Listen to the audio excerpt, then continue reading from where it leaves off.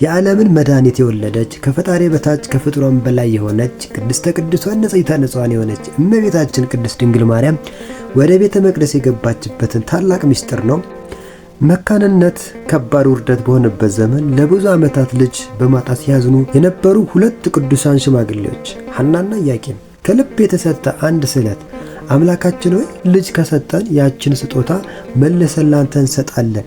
ታዲያ ይህ ስዕለት እውን ሆኖ ዓለምን የሚያበራ ኮከብ ሲወለድ እኚህ ቅዱሳን ወላጆች የሰጡትን ቃል ለመፈጸም ያደረጉት ታላቅ መስዋዕትነት ምን ይመስል ነበር? የ3 ዓመት ጨቅላ ልጃቸውን ከሁሉም ነገር ለይተው ለቤተ እግዚአብሔር ሲሰጡ ምን ተሰማቸው? ድንግል ማርያም በቤተ መቅደስ ለ12 ዓመታት ምን ትመገብ ነበር? ማን ያገለግላት ነበር? በዕድሜ የገፋው አረጋዊ ዮሴፍ እንዴት የልጇ ጠባቂ የእሷ ጠባቂ ለመሆን በቃ? እስከ ዛሬም በቤተ ክርስቲያናችን ታኅሳስ 3 የሚከበረው ታላቅ በዓል ምክንያቱ ምንድን ነው? አብራችሁን ቆዩ። ሰላም ውድ የዚህ ቻናል ተከታታዮች፣ እንኳን ወደዚህ መንፈሳዊ ቻናል በሰላም መጣችሁ። ዛሬ ልናወጋችሁ የመጣ ነው ታሪክ ቀላል ታሪክ አይደለም። እመቤታችን ቅድስት ድንግል ማርያም ሕይወት የጀመረው በታላቅ የጸሎት የትሕትናና የስዕለት ቃል ኪዳን ነው። እናቷ ቅድስት ሐናና አባቷ ቅዱስ ኢያቄም በብዙ ልመና የሰጣቸውን ልጅ መልሰው ለእግዚአብሔር ለመስጠት መወሰናቸው የክርስትና አስተዳደግ ትልቅ ምሳሌ ነው። ይህ ጊዜ 3ኛው ዓመት ለሕፃናት የተለየ የሽግግር ወቅት መሆኑን የሚከራከር የለም። መቼስ እመቤታችን ከተወለደች 3ኛ ዓመቷ እንደነበረ ቤተ መቅደስ የገባቸው የታሪክ ድርሳናት ይናገራሉ። ይህ 3 ዓመት በ3ቱ ክፍላተ ዘመን ይመሰላል ይሉና አባቶቻችን ደግሞ ሲያስተምሩን በዘመነ ሕግና በዘመነ ልቦና በዘመነ ኦሪትና በዘመነ ወንጌል እመቤታችን በ3ኛው ዓመት ወደ ቤተ መቅደስ መምጣቷ ታዲያ 3ኛው ክፍለ ዘመን ዘመነ ሕገ ወንጌል የሚባለው ዘመን ሰው የእግዚአብሔር ቤተ መቅደስ ሆኖ የሚፈጠርበት የሚሰራበት ዘመን ነውና ሰውና እግዚአብሔር አብረው የሚኖሩ መልካም ዘመን የደረሰ መሆኑን ለመግለጽ የመጀመሪያዋም የአዲስ ኪዳኑን ቁርባን ይዛ የተገኘች ቤተ መቅደስ እርሷ በመሆኗ አስቀድማ በዚህ እድሜዋ ወደ ቤተ መቅደስ ገባች። ከእርሷ በፊት ወደ ቤተ መቅደስ የገቡ ሌሎች ሰዎች በብሉይ ኪዳን መኖራቸው አይዘነጋም። አንደኛ ሳሙኤል ምዕራፍ 1 ከቁጥር 28 ላይ እንደምናነብ ያና ይሄ ግን በእጅጉ የተለየ ነበረ። የእመቤታችን ወደ ቤተ መቅደስ መግባት እኮ የፍጥረትን ሁሉ ወደ ሰማይ ቤተ መቅደስ መግባት የሚያመለክት በመሆኑ በወቅቱ የነበሩ ሰዎች ሁሉ ያስጨንቅ ጉዳይ ነበር። ከሊቃነ ካህናት እስከ ደብተራ ኦሪት ሌዋውያን ከአይሩግ እስራኤል እስከ ወራዙት እስራኤል የነበሩ ሁሉ የምግቧን ነገር ሲማከሩ መገኘታቸው ለዚህ ሁነኛ ማሳያ ነው። በዚህ የካህናትና የሽማግሌዎች ጉባኤ በእውነት መንፈስ ቅዱስ ምን ሊናገር ያፈለገ ይመስላችኋል? እነዚህ ካህናት ስለ አንዲቷ ብላቴና ምድራዊ መብልና መጠጥ የሚነጋገሩ ይመስላችኋል? ፈጽሞ አይደለም። ለፍጥረት ሁሉ ስለሚያስፈልገው ዘላለማዊ ረሃብን ከሰው ሊያስወግድ ስለሚችለው ሰማያዊ መብልና መጠጥ ተነጋግረዋል እንጂ ስለ እርሷ ቢሆን ኖሮ ጭንቀታቸው ከዚህ ሁሉ እርሷማ ቢሆን ኖሮ ከዚህ ሁሉ ሳይደርሱ የ3 ዓመት ብላቴና ናትና ያለ እናት እንዴት እናኖራታለን የሚለው የመጀመሪያ ጥያቄ መሆኑ ባልሆነ ነበረ። እነዚህ ሰዎች ብላቴናዋን እግዚአብሔር ያለ እናት ያኖራታል ብለው ካመኑ በምግቧ ጉዳይ እንደምን አላመኑ? እኛ ግን እናምናለን። ስለዚህ ዘላለማዊ መብልና መጠጥ ለራሳቸው መክረዋል። ወዲያውም ለጉባኤው አስቸኳይ መልስ ከሰማይ አባት ተሰጠ። ሰማያዊ መብልና መጠጥ ከእርሷ የሚገኝ መሆኑን ጠቁሞ እንደማሳየት ያለ መልአኩ ቅዱስ ፋኑኤል ሰማያዊ መብልና መጠጥ ይዞ በሰማይ ላይ ረቦ ታየ። ፋኑኤል ማለት ጸዋሪ መና የሚይዝ የሚሸከም ማለት ሲሆን እመቤታችንም ጸዋሪተ መና ሰማያዊ መሆኗን ለማመልከት በዚህ መልአክ በኩል እግዚአብሔር መናዋን እንደላከላት ሊቃውንተ ቤተ ክርስቲያን ያመሰጥራሉ። መልአኩም መናውን ይዞ እንደ ደመና ረቦ ታየ እንጂ ለጊዜው ወደ ምድር አላወረደውም ነበር። ምክንያቱም ሰማያዊው መና ክርስቶስ ለዓለም የሚሰጥበት ጊዜው ቀርቧል እንጂ ገና አልደረሰምና። መና ከሰማይ ሲወርድ በምድራችን ላይ የመጀመሪያው እንዳልሆነ መጻሕፍትን የምታነቡ ሰዎች በደንብ የምትረዱት ነው። መቼስ በቀደሙ ዘመን ከግብጽ ለኮበለለው ታላቅ ሕዝብ ይህ ተደርጎለታል። ዘጸአት ምዕራፍ 16 ከቁጥር 15።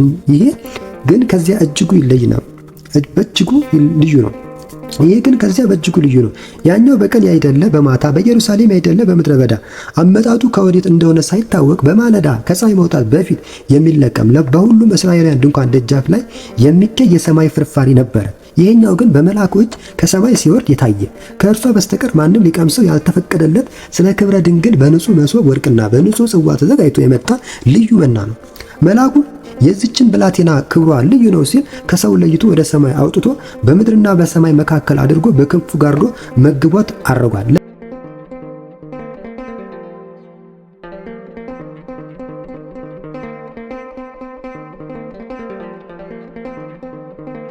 ለጊዜው የምግቧን ሰማያዊነት መናገሩ ሲሆን ፍጻሜው ግን ምድራዊው ሰማያዊ፣ ሰማያዊው ምድራዊ የሚሆነው ባንቺ ነው ሲላት ይህ ነው። ባንቺ ነው ሲላት ነው። ይህንን የመልአኩን ሐሳብ መንፈስ ቅዱስ ሲገልጸው ሰማይኒ ኮነ ዓለም ወዓለምኒ ኮነ ለማየ ሰማይና ሰማይ ምድርን ሆነ ምድርም ሰማይን ሆነ ብሎ አናግሮታል። ይህ ማለት አምላክ ሰው ሆነ፣ ሰው አምላክ ሆነ ማለት ነው። ሃይማኖተ አበው ዘጎርጎርዮስ እንደሚናገረው የዚህ ምስጢር ፍጻሜው ከመታየቱ አስቀድሞ መልአኩን ልኮ ሰማያዊ መብልና መጠጥን ማእከለ ሰማይ ወምድር አድርጎ መገባት። ከዚህ ጊዜ ጀምሮ ምድራዊ መብል መጠጥን እየተመገበች ያደገች አይደለችም፣ ሰማያዊ መብልና መጠጥን ተመገበች እንጂ። ሊቁ አባ ሕርያቆስ በቅዳሴው እንደተናገረው ኦ ድንግል አኮ ህብስተ ምድራዊ ዘተሴሰይኪ አላ ህብስተ ሰማያዊ እምሰማየ ሰማያት ዘበሰለ ኦ ድንግል አኮ ስቴ ምድራዊ ዘሰተይኪ አላ ስቴ ሰማያዊ እምሰማየ ሰማያት ዘተቀድሃ። ድንግል ወይ ምድራዊ መብልን መጠጥን እየተመገብሽ ያደግሽ አይደለሽም፣ ሰማያዊ መብልን መጠጥን ተመገብሽ እንጂ ሲል ይቀኝላታል። በሌላ በኩል ኢትዮጵያዊ ሊቅ ባሕረ ጥበባት ቅዱስ ያሬድ የምታውቀው ሳይሆን የማታውቀው ሌላ መልአክ መጣ፣ ቀኝ ክንፉን ቢባርከው ህብስተ ሆነ፣ ግራ ክንፉን ቢባርከው ወይን ሆነ በማለት መልአክ የተባለው ቅዱስ ፋኑኤል ሳይሆን ክርስቶስ እንደሆነ ይተረጉማል። ዝማሬ ዘቅዱስ ያሬድ ላይ።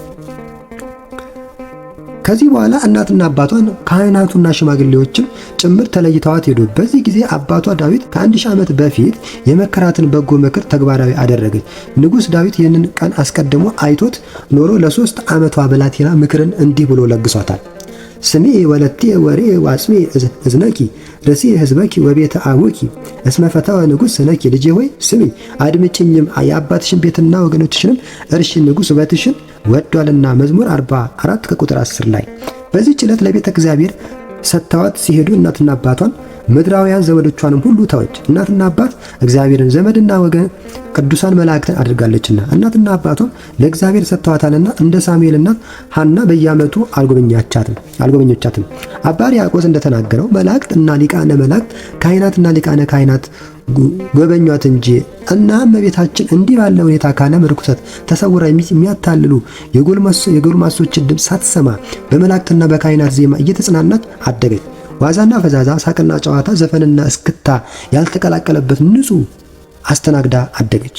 አስቀድሞ በትንቢት እንደተነገረለት ለ12 ዓመት በቤተ መቅደስ ኖረች። የአሮን በትር ለ12 ሰዓት በቤተ መቅደስ መቆየቷ ሳይተክሏትና ውሃ ሳያጠጧት ለምልማ አብባ አፍርታ መገኘቷ እመቤታችን በቤተ መቅደስ 12 ዓመት ለመኖሯ ማሳያ ሆኖ አስቀድሞ በምሳሌ የተቀመጠ ምሳሌያዊ ድርጊት ነበረ። አማናዊቷ በትረ አሮን ያለ ዘራ ቢሲ በሕቱም ድንግልና ጌታን የወለደችው ለ12 ዓመት በቤተ መቅደስ የቆየችው እመቤታችን ድንግል ማርያም ናት። በዚያችኛዋ በትረ አሮንና ወገኖቹ ከሞት እንደዳኑባት በእመቤታችንም ፍጥረት ሁሉ ከሞት የሚያድነው ፍሬ ሕይወት ጌታ ተገኝቷልና ሊቃውንት እመቤታችንን ሲያመሰግኗት በትረ አሮን እንተሰረጸት ብለው ያመሰግኗታል። ለጊዜው ይህ ሆኖ ሳለ ፍጻሜና አማናዊው ምስጢር ግን ያችኛዋ ለ12ቱ ነገደ እስራኤል ምልክት ሆና ለዘላለም በቤተ መቅደስ እንድትኖር እንደተደረገች እመቤታችንም ለ12ቱ ሐዋርያት ምልክታቸው ናትና ነቢዩ ስለ እርሷ ሲናገር እርሱ እግዚአብሔር ምልክትን ይሰጣቸዋል ብሎ የአዲስ ኪዳኑ ታላቅ ሕዝብ ምልክት እመቤታችን እንደሆነች ይመሰክራል። ኢሳይያስ ምዕራፍ 7 ከቁጥር 14፣ ዘኍልቍ ምዕራፍ 21 ከቁጥር 1 ላይ 12ቱ ዓመት ሕገ መላእክትን ሥርዓተ ሰማያዊትን ያጠናችበት፣ ትንቢተ ነቢያትን ያወቀችበት፣ የብዙ መጻሕፍትን ትንቢታዊ ቃል ያነበበችበት ወቅት ነው። በአጠቃላይ ጥበብ ሥጋዊን እንዲሁም ጥበብ መንፈሳዊን የተማረችበት ወቅት ይህ ነው ማለት ነው። ጥበብ ሥጋዊ ማለት ወርቅና ሐር እያስማሙ መፍተል፣ ያንን የፈተሉትን ምንጣፍ መጋረጃ አድርጎ ለቤተ እግዚአብሔር መስጠት ነው። ይህ ከቤተ እግዚአብሔር ደጅ ተሰብስበው እግዚአብሔርን ከሚያገለግሉ ከደናገለ እስራኤል የተማረችው ጥበብ ነው። ጥበብ መንፈሳዊ ማለት ደግሞ ትንቢተ ነቢያትን፣ ምስጢረ መጻሕፍትን መመርመር፣ ትንቢተ የተነገረለት ሱባኤ የተቆጠረለት መሲህ መጣ ቀረ ብሎ ማውጣት ማውረድ ሲሆን ይህንን ከካህናት አለቆችና ከቤተ መቅደሱ አገልጋዮች ተምራለች። ከዚህም ጋር ከሰማያውያኑ መላእክት ቅዳሴን፣ ዝማሬ የተማረችበት ወቅት ነበር። ይህም በቀጣይ ሕይወቷ ይታወቃል። ይህች ታናሽ ብላቴና በጸሎትና በዝማሬ ያሳለፈችው ጊዜ እንደሚበዛ ታሪክ ያስረዳናል። በመሆኑ በሕይወቷ ውስጥ ይህን ዘመን ልዩ ነው። ከእናት እና አባቷ ቤት ከቆየችው 3 ዓመት ጋር ሲደመር የ15 ዓመት ብላቴና አድርጓታል። እንኳን ቤተ መቅደሷ እመቤታችን ወደ ቤተ መቅደስ ለገባችበት ዓመታዊ በዓል አደረሳችሁ። የእመቤታችን መልጇ ዘወትር ሁላችንን ይጠብቀን። በቀጣይ ሌላ ፕሮግራም እስከምንገናኝ ድረስ ይቆየን። ለቤቱ አዲስ ከሆናችሁ ሰብስክራይብ፣ ላይክ፣ ሼር ማድረግ እንዳይረሳ። ይቆየን።